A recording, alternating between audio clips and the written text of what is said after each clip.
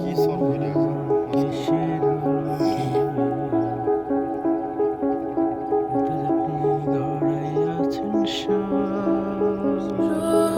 Yeniden doğdum sanki her şey kayboldu çok derin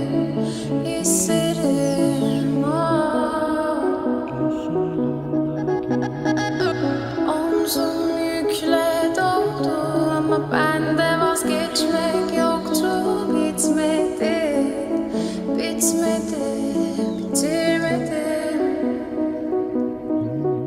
Ben özel değilim ya da öyle bir şey এই দেখো বউ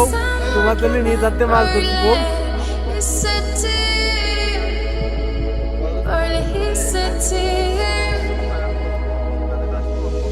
আমরা আজকে মাছ ধরছি Bunu sen de hatırlarsın da artık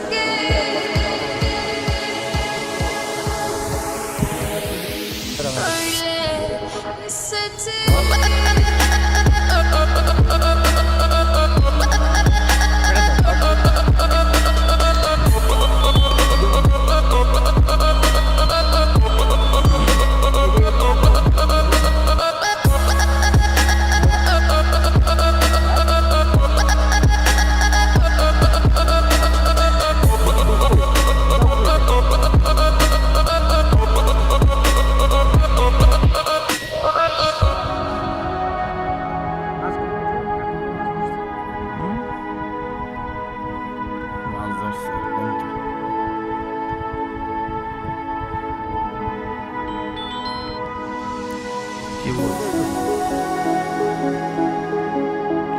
বউ এই দেখো তাজা ইলিশ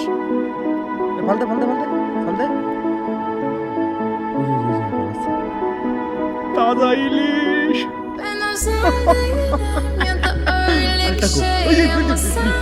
আরেকটা কো এটা না এই তাজা Böyle hissettiğim Yanan her şey gülme olmalı Bunu বউ জীবনে প্রথম তাজা ইলিশ দেখো sen